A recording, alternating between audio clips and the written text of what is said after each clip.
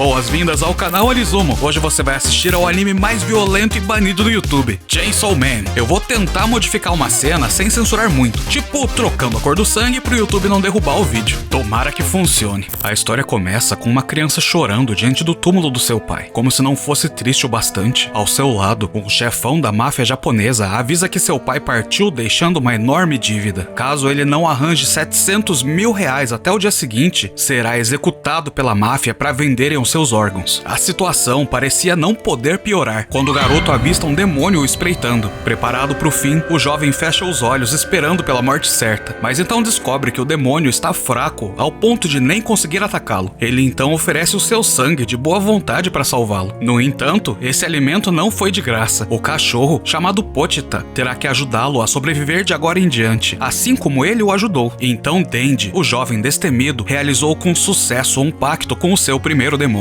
No dia seguinte, Denji entrega a carcaça de outro demônio para o chefe da Yakuza. Apelando no seu valor como caçador de demônios, os mafiosos decidem contratá-lo para pagar a dívida, ao invés de vender os seus órgãos no mercado negro. Alguns anos se passaram desde então. No final das contas, Denji vendeu por conta própria alguns dos seus órgãos, um rim, seu olho direito e até mesmo um dos testículos. Contraditoriamente, porém, o restante da sua dívida é de 38 milhões. É claro que a máfia não iria jogar limpo. Escravo é um título melhor do que caçador de demônios pro Denji, já que não importa o quanto ele trabalhe, os juros abusivos que seus patrões inventam vão sempre serem maiores do que ele poderia pagar. Dessa vez, ele lutou contra o demônio do tomate. Ele esperava receber cerca de 300 mil pela carcaça, então se anima quando o mafioso informa de que esse vai render cerca de 500 mil. Porém, após debitar taxas administrativas, juros de parcelamento da dívida e outros custos, ele ficou com somente 70 mil ienes. O garoto ainda precisa pagar pela sua moradia, conta de água e outras despesas que o deixou com cerca de 50 reais para passar o mês. E ainda por cima, ele não tem nenhuma comida em casa. Um dos mafiosos para o carro ao lado do Denji e oferece R$1 caso ele coma sua bituca. O garoto fica feliz, igual uma criança vendo doce, prontamente engolindo o cigarro. Bom, na verdade ele trapaceou, mas não sei se saiu por cima nessa aposta mesmo trapaceando. De qualquer forma, esse R$1 vai render a dupla comida o suficiente pelos próximos 3 dias, segundo o próprio Denji. Em sua casa nada luxuosa, conta ao bicho de estimação sobre ter ouvido falar em geleia, que aparentemente pessoas comem pão com geleia, algo tão surreal e distante da sua realidade, que parece uma esbanjação absurda. Mas talvez mais preocupado do que com geleia, ele tá em conseguir uma namorada. No entanto, teme que nenhuma garota iria visitá-lo em sua casa por ele ser muito pobre. Cansado da realidade, decide dormir para se distrair com bons sonhos, mas devido à fome não consegue nem sequer dormir. Ele compartilha com o Pochita o sonho que gostaria de ter: passar a geleia no pão e dividir com seu cachorro, depois jogar videogame com a sua namorada e dormir abraçado com ela. Parece uma vida bem legal de se ter. Antes que caísse no sono, alguém bate à porta. Encontraram outro demônio que Denji precisa exterminar. No caminho, esse tal demônio parece não estar em lugar algum. Quando menos esperam, a dupla é atacada pelas costas com um golpe devastador. O líder da Yakuza revela sua busca por mais poder, fazendo um pacto com um demônio zumbi. Entretanto, esse demônio, obviamente, tem a intenção de eliminar todos os caçadores, armando uma cilada pro Denji. A criatura expõe a artimanha, contando que iludiu os mafiosos, prometendo-lhes poder para, na verdade, transformá-los em zumbis. O garoto inicia uma fuga desesperada, mas já tá ferido fatalmente e sua luta é em vão. Seus restos mortais são arremessados no lixo, junto com o do pequeno Pochita. O cachorro, ainda inconsciente, relembra sua vida com Denji. Às vezes, entre as caçadas, faziam bicos como lenhadores. Em um desses dias, Denji contou a Pochita que, devido ao seu serviço perigoso, provavelmente morreria ainda jovem. Seu único arrependimento seria o de deixar o Pochita sozinho no mundo. Ele ouviu dizer que alguns demônios conseguem possuir o corpo de humanos. Então, caso ele morra, deseja deixar o seu corpo pro amigo. Após dado como morto, estará livre da dívida com a Yakuza. Então ele pede pro Pochita usar o seu corpo e fugir da cidade. Fugir dessa loucura de lutas com demônios e dívidas infinitas, para viver uma vida normal e ter uma morte normal. Esse é o sonho do Denji, mas sabe que nunca poderá realizá-lo. Então, pede pro seu amigo realizar por ele. Enquanto Pochita recobra essa conversa, o sangue do Denji escorre para sua boca, o ajudando a reconectar as partes bagunçadas do seu dono. Denji acorda com um susto, voltando dos mortos. No seu peito, encontra a corda de partida da motosserra que costumava ser a cauda do Pochita. O demônio zumbi fica momentaneamente intrigado pela aparente ressurreição do Denji, mas está pronto para eliminá-lo novamente.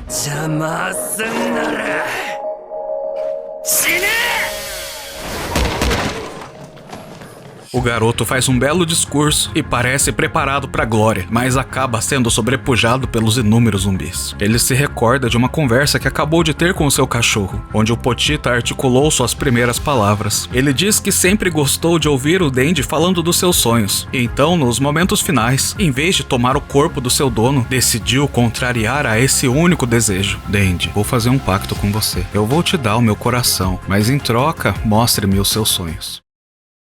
O protagonista explode de dentro da massa de zumbis, transformado no nome do anime, Chainsaw Man. Ele transpõe a horda como se não fosse nada, despedaçando-os com sua violência sobre-humana, fruto do sacrifício de Pochita.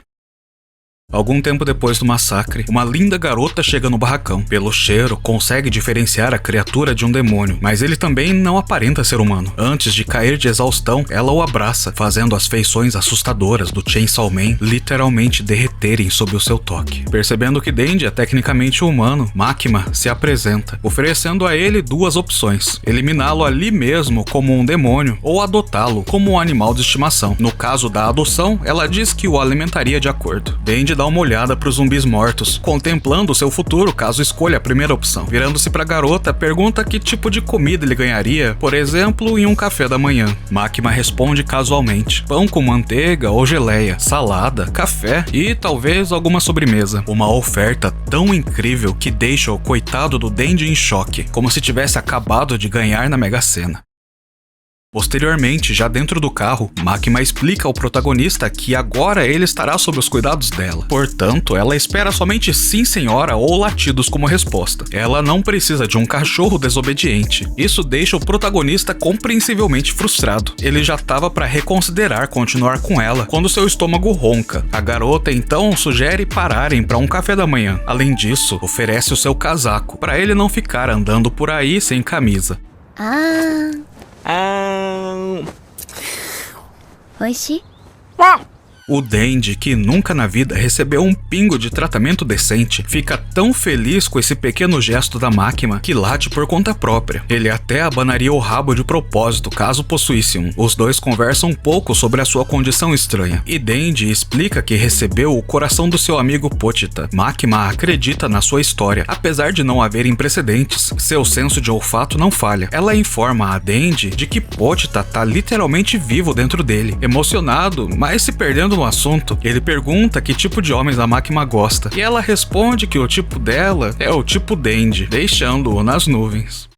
A seguir, a garota o leva até o quartel dos caçadores de demônios de Tóquio, onde Denji recebe um uniforme e é apresentado ao seu parceiro de equipe, Hayakawa Aki, um experiente caçador de demônios. Mas o Denji fica surpreso, esperava trabalhar diretamente com a Makima. Seu veterano então trata de explicar que ela é uma das chefes e não fará dupla com um caçador inexperiente. Os dois jovens saem juntos, e Denji questiona se Makima tá solteira. Hayakawa, enfurecido, o leva para um beco com a intenção de dar uma lição nele. Ele explica que essa profissão é pros destemidos, não para alguém que ingressou no ramo apenas para conseguir uma namorada. O veterano dá as costas, voltando ao quartel para informar falsamente que Denji desistiu. Contudo, o garoto se ergue com determinação e, enfurecido também, acerta um golpe doloroso no caçador. Logo, Hayakawa se levanta e admite que também tem sentimentos pela Makima. Uma briga se inicia e no final, Denji vence, utilizando golpes sujos para levar a melhor. De volta ao quartel, Denji informa que as bolas do seu veterano foram atacadas pelo demônio das bolas. Eles insistem em não continuarem trabalhando juntos, mas Makima adverte que não há alternativa. Denji ingressará na mesma equipe do Hayakawa, a 4ª divisão da Unidade Especial de Segurança Pública e Extermínio de Demônios. É uma unidade experimental. O Denji, sendo uma pessoa especial que consegue se transformar em um demônio, precisa de um tratamento especial afinal de contas. Essas palavras deixam o garoto orgulhoso, mas Hayakawa, que não é burro, entende que Denji não tem escolha senão ser vigiado constantemente, mesmo fora do seu expediente. Na volta para casa, ele enfatiza que foi autorizado a eliminar o Denji caso ele desacate alguma ordem direta ou decida fugir do seu novo emprego como caçador do governo. Makima-san, mou ikkai takitei na. O novato, alheio à situação em que se encontra, só comenta que gostaria de abraçar a Makima novamente, deixando Hayakawa inconformado com a possibilidade dele ter sido abraçado pela patroa. Os dias seguintes se mostram um intenso teste da paciência do Hayakawa, com o Denji demorando no banho, botando todos os condimentos possíveis no pão, e ainda por cima, acabou com o rolo de papel higiênico sem botar outro novo no lugar. Eventualmente, a dupla é convocada para lidar com um nefasto, um demônio que possuiu um corpo humano. No local, Hayakawa espera ver o poder oculto do Denji, porém, após finalizar o monstro com seu machado, o protagonista explica que como Chainsaw Man teria feito muita bagunça e machucado muito a criatura sem necessidade. Seu veterano, percebendo que o jovem sentiu compaixão por não despedaçar o demônio com as motosserras, se enfurece. Ele conta que a sua família foi destruída diante dos seus olhos por um demônio, então aproveita cada chance que tem de fazê-lo sofrer. Além disso, todos os policiais lá embaixo possuem famílias e estão arriscando seus pescoços na cena do crime. O Denji, teimoso, ainda insiste que não se importa em fazer amizade com o demônio, já que ele não tem nenhum amigo. A dupla retorna à agência para relatar o ocorrido. Na ocasião, Makima designa uma nova parceira pro Denji.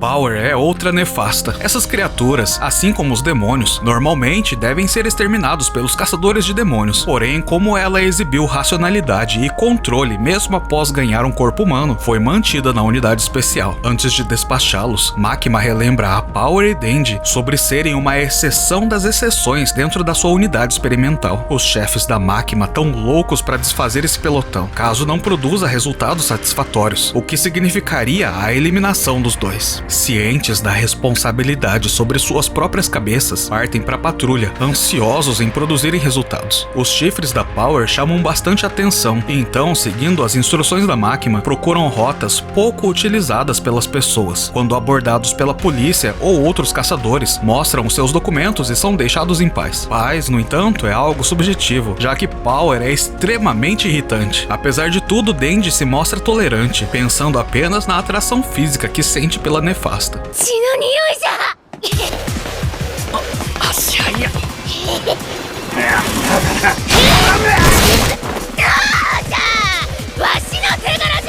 Tudo ia bem até Power farejar uma criatura, avistando o demônio pepino do... Avistando o demônio pepino do mar, ataca sem piedade, destroçando-o completamente.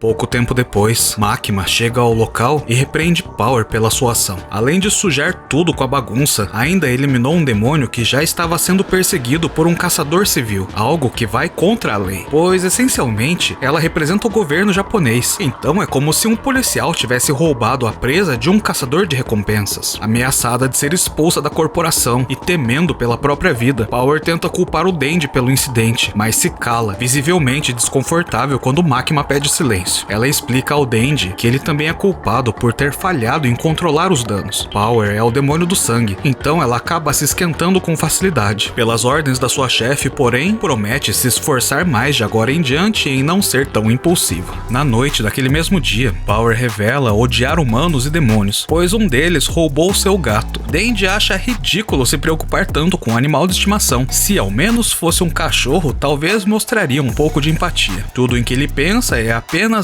ter intimidades com alguma garota. Nesse momento, Power sugere uma besteira em troca da ajuda do Denji em recuperar o seu gatinho. O garoto muda da água pro vinho, demonstrando uma repentina preocupação intensa pelo bem-estar do animal. Ele promete acabar com o demônio que sequestrou o gato da nefasta. Enquanto isso, Makima está em uma reunião com os superiores da agência. Ela reporta ter recentemente encontrado um subordinado interessante. Dentro do carro, Hayakawa protesta, dizendo que Denji não é interessante. A Makima então explica que todos os demônios nascem com nomes, e sua força é determinada pelo quão temível são esses nomes. O café, por exemplo, não é muito amedrontador, então se houvesse um demônio do café, ele não seria tão forte. Mas e se houver um demônio do carro? É fácil de se imaginar sendo atropelado atropelado e morto por um veículo. Então esse demônio provavelmente seria forte. O Denji consegue se transformar no demônio da serra elétrica. Por isso ela o acha interessante. Ainda assim, o Hayakawa insiste que ele não passa de um moleque, já que ainda se lembra dele falando que faria amizade com o demônio. E por falar no Denji, no dia seguinte, ele descobre que Power mora na agência e que ela só pode sair acompanhada, mesmo com hora marcada para voltar. Durante o trajeto, a Nefasta conta seu plano de ação pro Denji. Ela teme perder o gatinho durante o combate, caso ainda esteja vivo. O garoto comenta algo sobre entender os seus sentimentos, pois ele não pode mais acariciar o seu cachorro de estimação. A Power só desdenha dele, dizendo que não tem o que fazer se o cachorro já morreu, não entendendo o que o Denji quis dizer sobre o cão estar vivo dentro do seu coração. Em pouco tempo, chegam ao local onde o gato e o demônio estão, mas Power surpreende Denji com um golpe na cabeça, deixando-o inconsciente. A Nefasta o conduz até uma casa onde encontra o demônio morcego. Esse demônio, que tá ferido, se alimenta do sangue do Denji para se recuperar. No entanto, o sabor do Denji é nojento, desagradando profundamente o morcego. Power pede pelo seu gato de volta, mas o demônio reclama do humano com o sangue detestável que ela trouxe, então decide puni-la, engolindo o bicho. A garota, em estado de choque, não consegue se defender enquanto o demônio simplesmente a engole. Em seus últimos momentos, pôde apenas se desculpar com o Denji, dizendo que não poder mais fazer carinho no seu animal de estimação é um sentimento bem chato. Logo após devorá-la, o morcego voa em busca de mais vítimas. Porém, Denji foi junto, atracado na perna do bicho, enquanto suga o seu sangue. Determinado a recuperar Power, que ainda lhe devia um favor indecente, se transforma no temível homem motosserra, surpreendendo o inimigo que confunde o garoto por um demônio. Ele corta uma asa do monstro e ambos caem no chão. O morcego não entende o porquê do Denji estar protegendo os humanos, ainda achando que se trata de um demônio como ele, mas tentando tirar vantagem da sua preocupação com vidas humanas. Arremessa um carro, ainda com o motorista dentro, na direção do garoto. O próprio Chainsaw Man se surpreende quando as suas motosserras retraem automaticamente, permitindo-o salvar o motorista.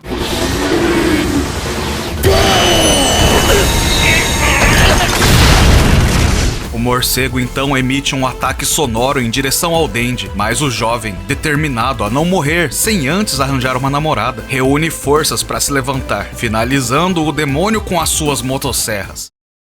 Após a batalha, Power e seu gatinho são encontradas vivas. Isso porque o morcegão não mastiga direito a comida. Ela pergunta o que levou o protagonista a salvá-la, ainda mais depois dela ter traído a sua confiança. E ele só aponta em direção aos seus sonhos. Ela quase não acredita nessa resposta, mas já que havia prometido e o gatinho saiu ileso no final das contas, fala pro garoto ir em frente e experimentar essa sensação única de pedacinho do paraíso.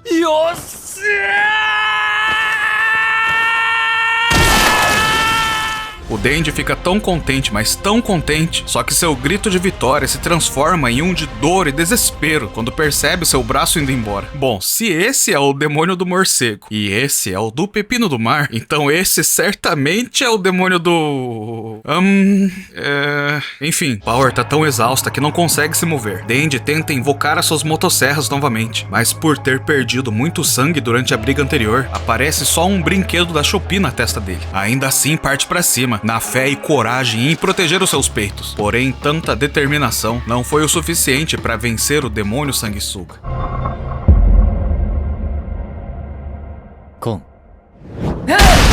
Pela primeira vez descobrimos do que o Hayakawa é capaz. Após assegurar a vitória, instrui ao esquadrão providenciar apoio para os feridos, enquanto carrega o Denji para fora da cena.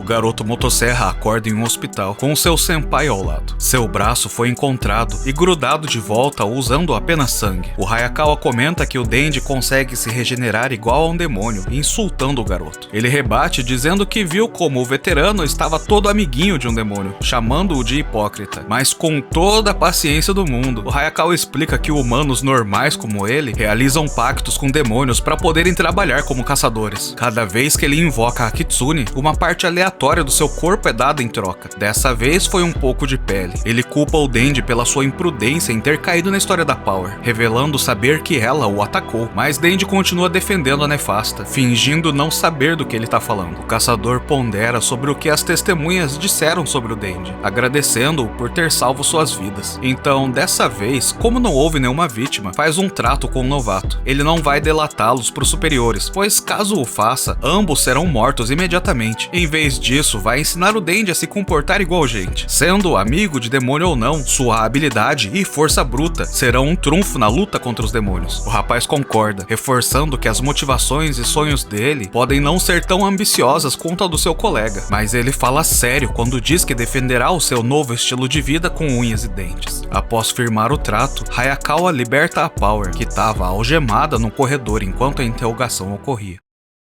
Ao cair da noite, Hayakawa se encontra com Makima, a quem relata todo o ocorrido. Ela naturalmente manifesta preocupações pela dupla ter ido tão longe sem que ninguém tenha percebido. Hayakawa apela sobre os dois demônios que foram exterminados graças a eles, e contempla a possibilidade de ignorar eles terem agido contra o regulamento. Makima aceita a proposta, comentando que o Hayakawa parece estar mais flexível ultimamente. Talvez morar com o Denji esteja influenciando seus julgamentos. O Hayakawa, no entanto, não dá muita moral pro comentário e só volta pra casa.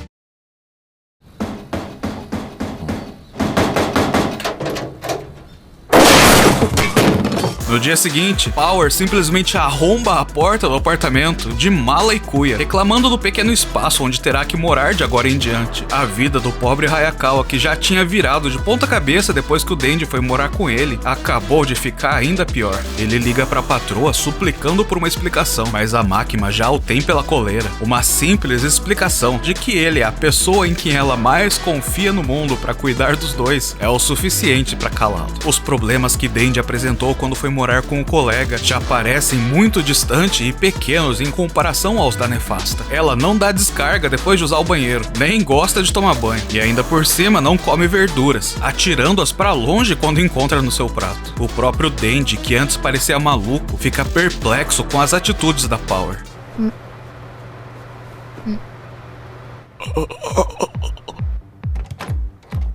E um dia desses, ele tava limpando as bostas do demônio da bosta, quando é surpreendido. Depois de tudo que aconteceu e do fedor, ele já tinha até esquecido da promessa dela. Mas agora, nessas circunstâncias, passou a ver a Power como um anjo ao invés de um demônio. No entanto, após finalmente cruzar a linha de chegada, Denji não sente aquela vibração maravilhosa que esperava. Ele fica chocado. Foi bom, claro, mas algo parece estar faltando. Na manhã seguinte, é justamente sobre isso que tá desabafando com a Makima. Ele sente que estava mais feliz durante a jornada do que após chegar ao destino. Eu me identifico bastante com o Denji. Quando eu tinha uns 19 anos, mais ou menos, descobri que não era tudo isso que os meus amigos falavam. Mas eu tava enganado. Muitos anos depois, após várias tentativas com muitas garotas diferentes, fui descobrir como algo incrivelmente simples pode ser extremamente mágico. Mas depois a gente se divorciou e o sonho acabou. Triste, né? Bom, e é justamente isso que a Makima explica pro garoto. Tirando a parte do divórcio, é claro. Ela conta pra ele que quanto mais você conhece uma pessoa, melhor se torna a sensação de quando se entrega a ela. Algo tão simples como tocar a mão da Makima à sua orelha o deixa extremamente empolgado.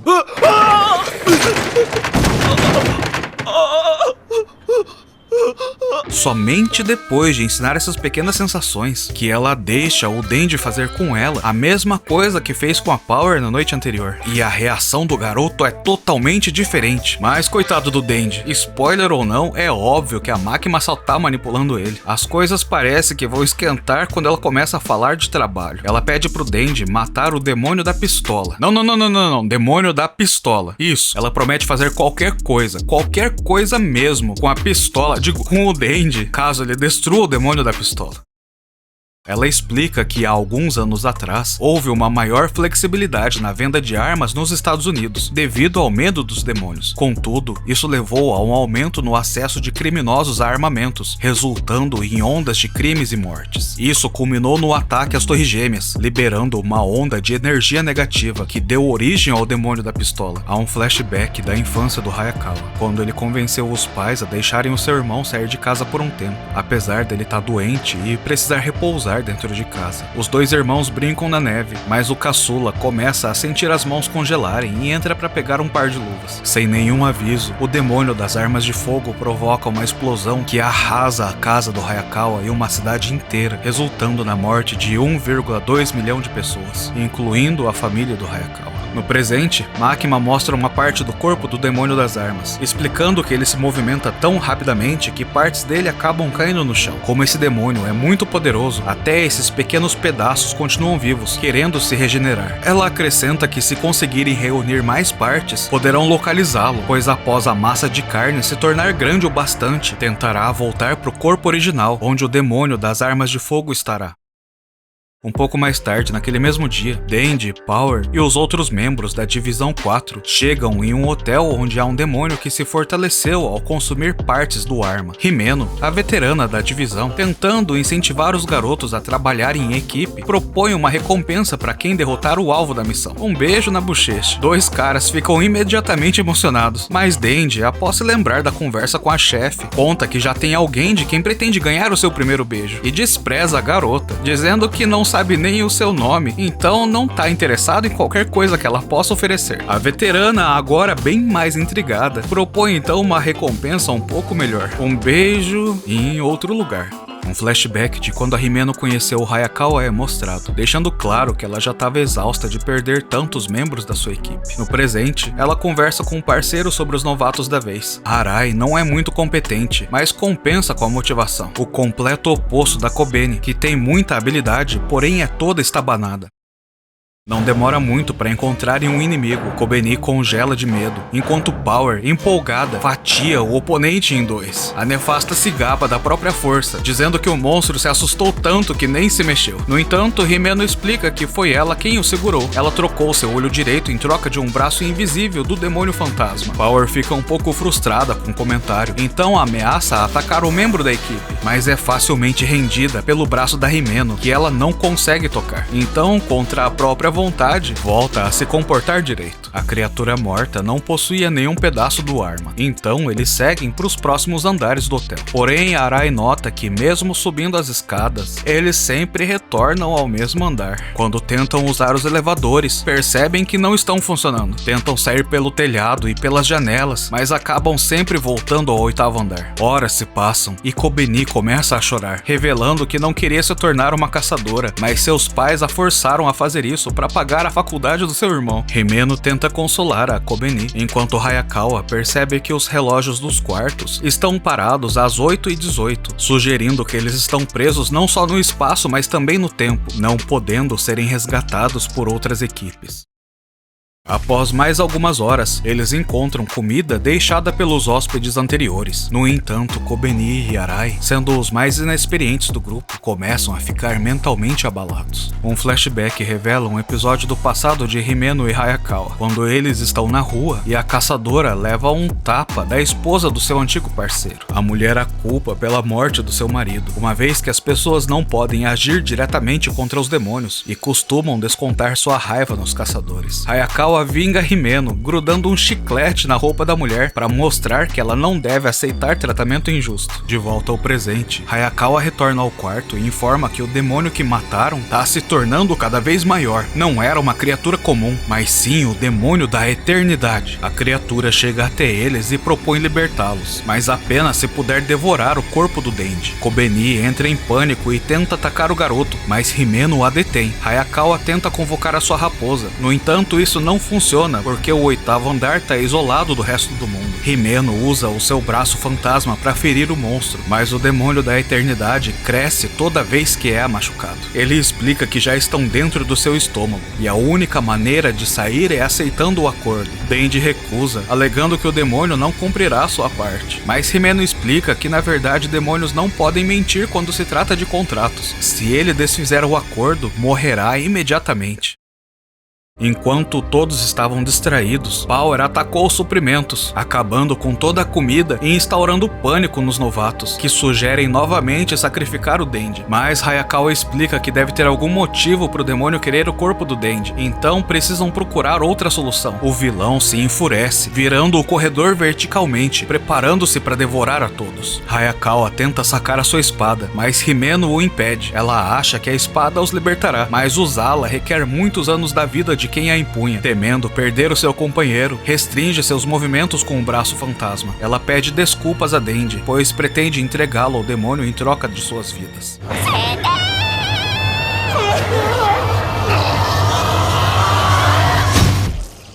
Kobeni ataca o Denji, mas é Hayakawa quem sai ferido. Ele conseguiu se libertar brevemente e protegeu o Denji com o próprio corpo. Claro, ele odeia o Denji com todas as forças, porém, apesar dos motivos, o garoto pretende seriamente lutar contra o demônio das armas de fogo, e o Hayakawa precisa de toda a ajuda que conseguir para vingar sua família. Então não permitirá que o garoto morra dessa forma. Agora todos ficaram em pânico. Até mesmo a líder do grupo não sabe mais o que fazer. Denji pede para demônio do sangue estancar a ferida do seu veterano. Denji, frustrado com a situação, expressa o desgosto pelo Hayakawa tê-lo protegido. Ele odeia dívidas, então vai enfrentar o demônio da eternidade sozinho como pagamento. No entanto, não pretende morrer. Ele imagina que a criatura tenha receio das suas motosserras, já que fez todo esse plano complexo para não lutar pessoalmente contra ele. O garoto também percebeu que quando Himeno a atacou, seu rival gritou de dor. Então seu plano é simples: cantar a serra elétrica até o capiroto pedir arrego. Ele ataca, feroz, literalmente até com os dentes, mas é inútil. A criatura escondeu o próprio coração, então não importa o quanto seja machucada, não irá morrer. O protagonista, por outro lado, tá perdendo muito sangue com os ataques do adversário. Por conta disso, sua transformação começou a fraquejar e as lâminas recuaram. Foi então que uma ideia brilhante cruzou a mente do garoto. Ele começou a se alimentar das partes nojentas do demônio. Apesar do gosto asqueroso, recuperou o sangue perdido e a transformação retornou com força avassaladora. Himeno assistia à cena surreal, que a fez se lembrar de uma conversa com o capitão. Ele explicava que os demônios não temem os caçadores mais destemidos, e sim os malucos. O Hayakawa se juntou à corporação para derrotar o demônio da arma. Normalmente, as pessoas diriam que isso é loucura, mas a maioria dos caçadores públicos são honestos e providos de bom senso. Eles se juntam à segurança pública, pois só ela tem acesso à carne do arma. Esse tipo de raciocínio lógico é previsível e, portanto, fácil para explorar fraquezas. Contudo, não há como adivinhar o que se passa na cabeça do palhaço. Até mesmo os demônios, como nós mesmos, temem o que não podem compreender. De volta ao presente, Himeno encarou Denji com uma nova perspectiva, vendo no garoto a capacidade de derrotar o demônio das armas. Sempre que Denji desmaiava, ela usava o seu braço fantasma para dar partida no coração. 3 dias se passaram e Denji não descansou na sua ofensiva contra o demônio da eternidade, que, torturado pela dor, acabou desistindo da própria existência, entregando seu coração ao garoto, que o destruiu, chateado por ter que acabar com a diversão. Finalmente, libertos do confinamento do hotel, eles conseguiram extrair um pedaço do arma que estava aprisionado dentro do demônio da eternidade.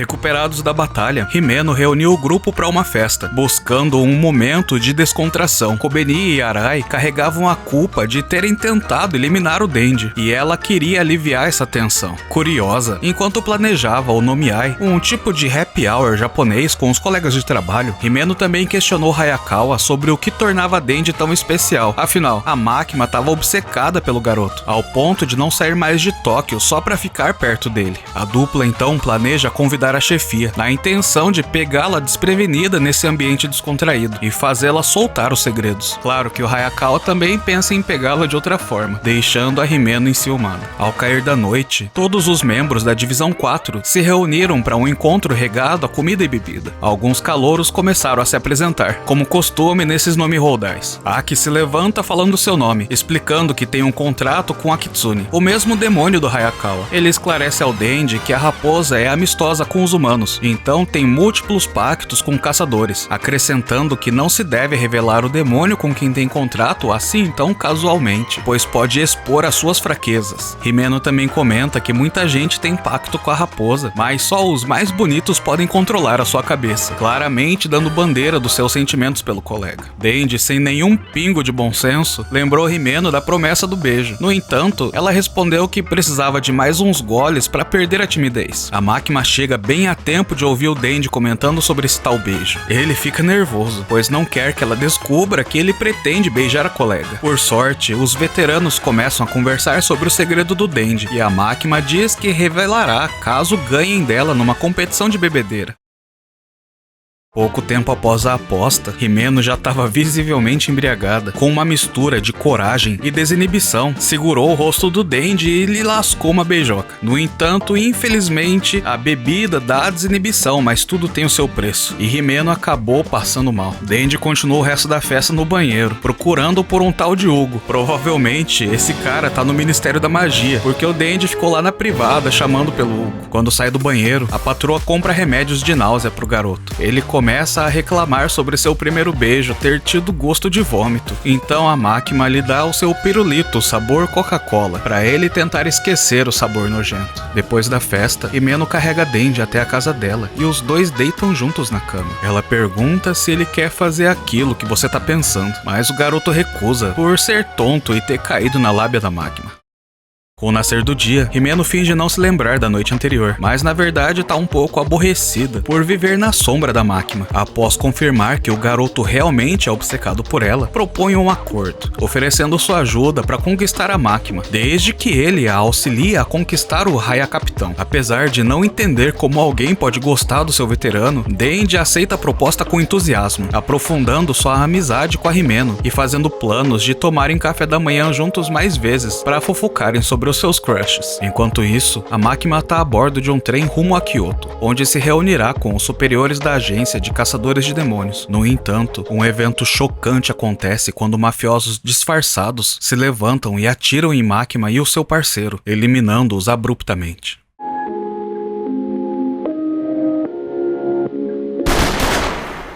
Em outro local, Kobeni e Arai estão dando direções a uma velhinha inofensiva, quando, sem mais nem menos, a véia saca uma arma e atira na dupla. Vários eventos similares ocorrem simultaneamente. Nem mesmo um único Jedi foi salvo da Ordem 66.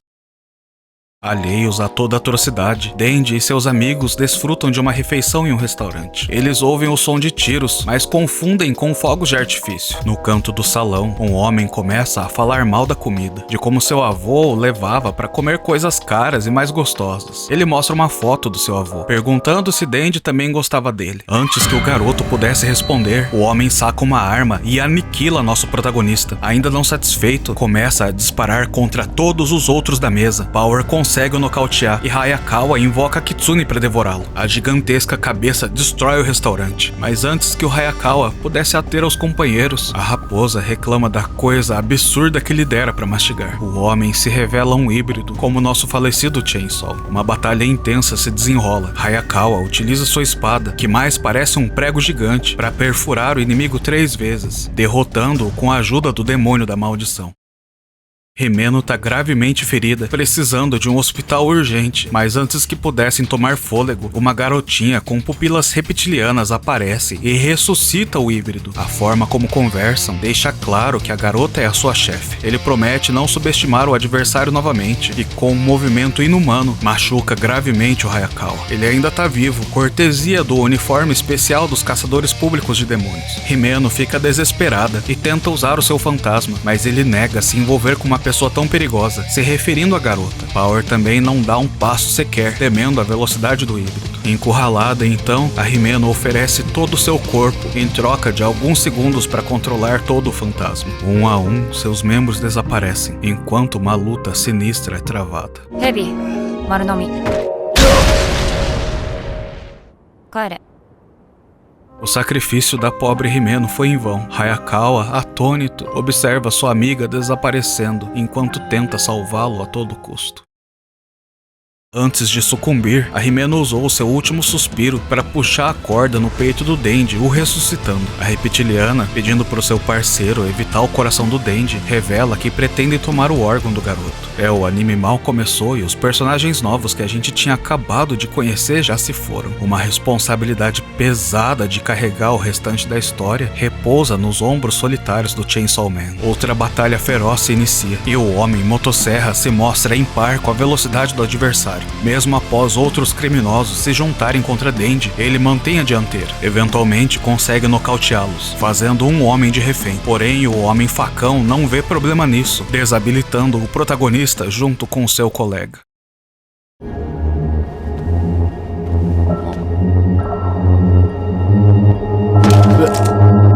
O trem chega até Kyoto e Makima desce na estação, surpreendendo a Yutaro e Tendo, que haviam acabado de receber a notícia do seu falecimento. Ela casualmente os informa de que terá de cancelar a reunião com os superiores, sem mudar o tom de voz. Também mente, dizendo que não foi pega no tiroteio. Ainda atônitos, os caçadores a informam sobre os ataques em Tóquio. Então Makima solicita 30 prisioneiros no corredor da morte e uma reserva no templo religioso mais geograficamente elevado da região. E roupas limpas também. Enquanto isso, em Tóquio, o que restou do Denji é levado para uma van. Subitamente, um dos mafiosos começa a passar mal quando é esmagado por uma força misteriosa. Makima é a responsável, manipulando os presos para dizerem o nome dos mafiosos, resultando na morte de ambos, como parte de um acordo de uma vida por outra. Ao menos é isso que parece para nós. Os olhos de Tendo e Yutaro foram vendados, ocultando o tipo de contrato demoníaco que ela possui. Com todos os capangas eliminados, a reptiliana e o Costelê também estão aterrorizados. Eles vão dar no pé quando uma figura familiar surge no horizonte.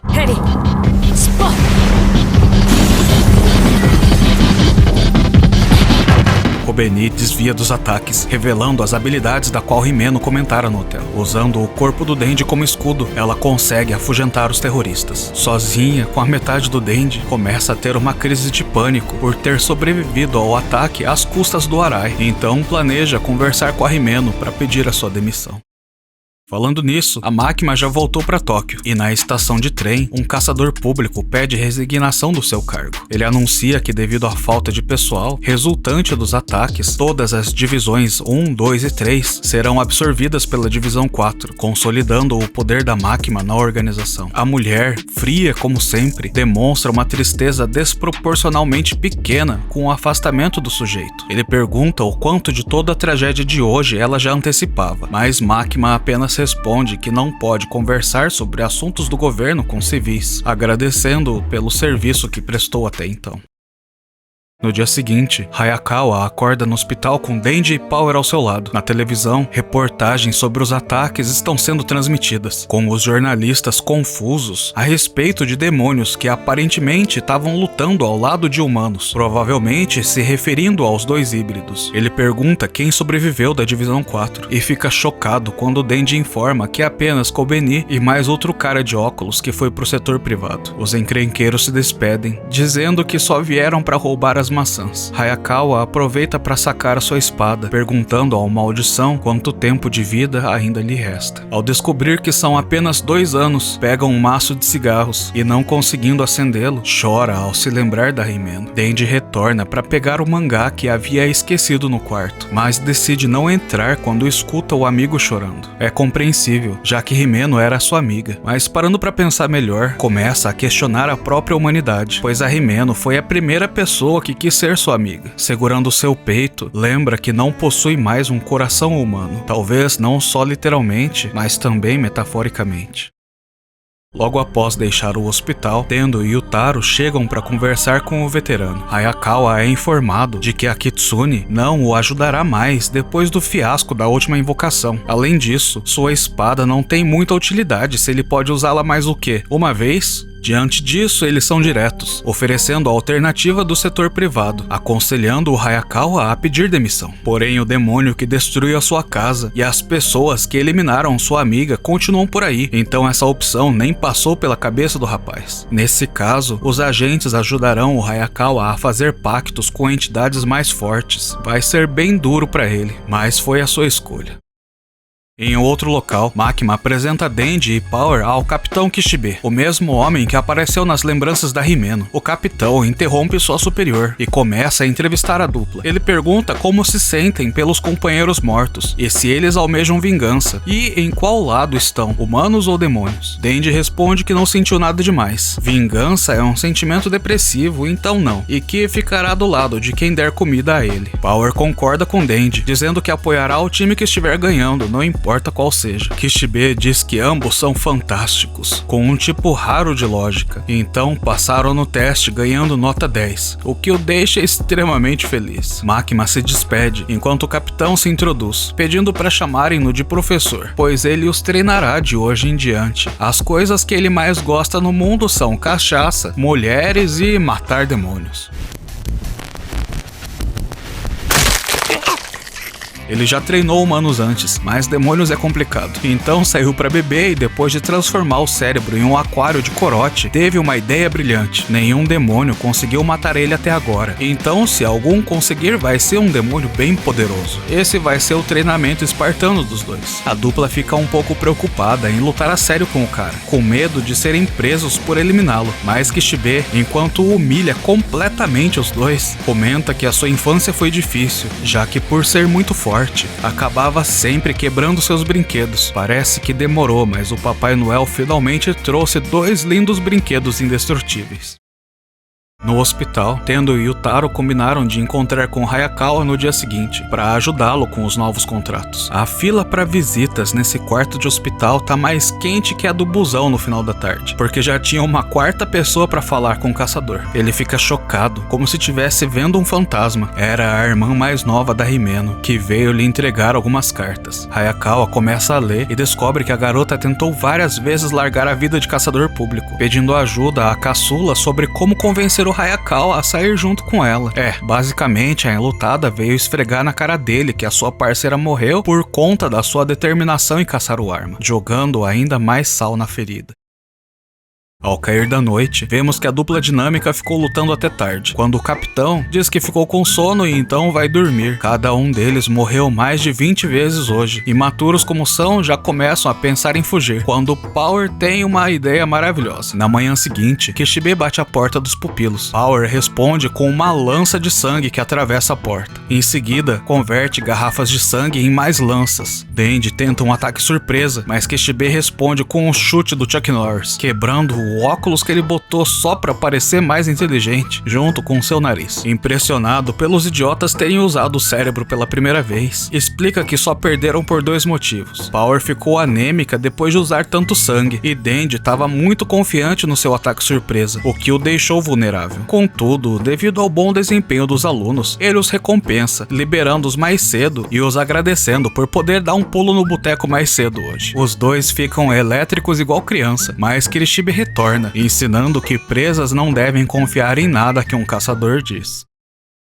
Enquanto isso, Hayakawa é levado a um local onde o governo mantém demônios sob custódia. Ele é apresentado ao poderoso demônio do futuro, com o qual apenas poucos caçadores mantêm contratos, devido às requisições absurdas da criatura. A última caçadora teve que dar os seus 2 olhos, o sentido do olfato e do paladar para fazer um pacto.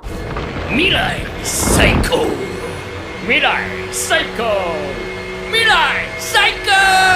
O demônio da esquisitice pede pro Hayakawa enfiar a cabeça em sua barriga para que a criatura possa ver o seu futuro. O preço do contrato será determinado de acordo com o futuro do caçador. A criatura cria um interesse súbito em Hayakawa, dizendo que o preço será apenas deixá-lo morar no seu olho direito, pois o futuro quer ver pessoalmente o final bizarro que levará a vida do homem. Inclusive, ele tá para dizer como será quando Hayakawa o interrompe, mandando-o entrar logo no seu olho. Ele não se importa em morrer desde que consiga matar o arma. Nossa, eu não vou dar spoiler, mas isso que ele falou vai soar extremamente irônico daqui 1 ou 2 temporadas. Durante a noite, Kirishibe se encontra com Makima. Ele comenta que a dupla melhorou bastante e ele vai reduzir os treinos diários para uma vez por semana, caso sobrevivam ao ataque de amanhã, é claro. Eles planejam ir atrás do Facão Man e da Menina Cobra. O capitão já tá cansado de ver tantos alunos morrendo. Além disso, acusa a Makima de não ter feito nada para impedir os ataques nas divisões especiais, mesmo sabendo que aconteceriam. Ele quase dá um baita spoiler, falando que enquanto a Makima estiver ajudando os humanos, não a atacará, mas apenas se ela estiver de fato do lado dos humanos. Makima praticamente admite a culpa, argumentando que com a unificação das divisões especiais, se o ataque de amanhã der certo, a divisão 4 conquistará reconhecimento público, ganhando autonomia e liberdade para os caçadores, e subsequentemente fechando o cerco contra os demônios, assim protegendo melhor a humanidade. Contudo, Kirishibe sabe que ela tá mentindo.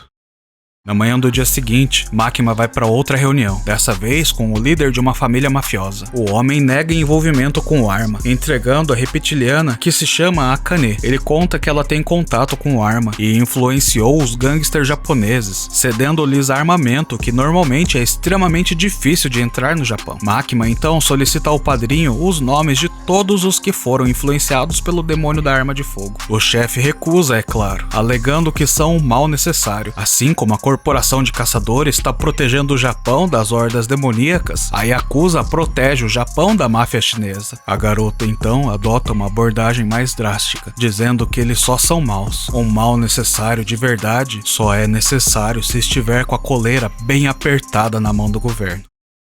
Em outra parte da cidade, o Costeleta está escondido em um prédio. Os criminosos querem fugir, mas são advertidos pela Akane. Com a Makima à solta, eles não têm para onde correr. Então vão esperar que os caçadores venham até eles. Afinal, no subsolo, possuem um exército cheiroso que foi deixado de presente pelo vovô zumbi. Militares e policiais cercaram o prédio e estão prontos para iniciar a operação. O capitão da divisão explica que o plano é simples. Não há plano. Apenas entrar e acabar com todo mundo. Quando questionado, explica para o tenente responsável pela barricada que eles precisam se ater não aos mafiosos, e sim aos nefastos da divisão especial, pois se ao menos um deles fugir, causará mais danos à cidade do que os próprios mafiosos. São eles o tubarão, capaz de nadar pelas paredes como se fosse água, e também assumir a sua forma original temporariamente. O demônio da violência é um nefasto tão forte que deve usar uma máscara cheia de gás venenoso o tempo todo. Em hipótese alguma ele tem autorização de retirar a máscara. Somos apresentados também à aranha e ao anjo. Ela é amistosa com os humanos, porém seu toque é praticamente letal, pois drena rapidamente o tempo de vida só de encostar. Ela pede um lenço para se limpar dos zumbis e fica impressionada com a coragem do Hayakawa em chegar tão perto. O veterano, tomando a liderança, instrui aos membros se dividirem em busca dos mafiosos, enquanto deixam os zumbis para os nefastos. Seguindo em frente, ele demonstra sua proficiência como espadachim, enquanto Makima, à distância, auxilia utilizando os nomes dos criminosos para neutralizá-los. Em meio a esse empenho, Hayakawa encontrou Akane. Ambos iniciam um embate. Agora, munido do seu olho direito, Hayakawa pode antever o futuro, igual o Uru Deus. Akane manda a cobra cuspir algo. É o fantasma que está sendo controlado pela garota. Após uma batalha complexa, Hayakawa é pego pelo pescoço, fazendo-o perder a consciência. Nesse momento, ele recorda de um gesto da Himeno. Ao oferecer um cigarro, Hayakawa recusou por ser menor de idade. Himeno prontamente concordou em guardar até que ele se tornasse adulto. Consciente novamente, Hayakawa fica surpreso com o fantasma que cessou seus ataques. Ela lhe entrega o cigarro prometido, com uma mensagem: vingança fácil. Parece que a Himeno ainda tinha um pouco de controle sobre seu demônio, devido à troca que fez antes de partir. Emocionado, ele se recobra das palavras da sua veterana. O fantasma não tem olhos, e então usa o medo das pessoas para enxergar. 姫野先輩もうすぐ俺も行きます Hayakawa supera o medo e se despede da sua amiga, derrotando o fantasma. Akane, chocada, tenta invocar a cobra, mas já é tarde. Kobeniya rendeu pelas costas, encerrando a luta.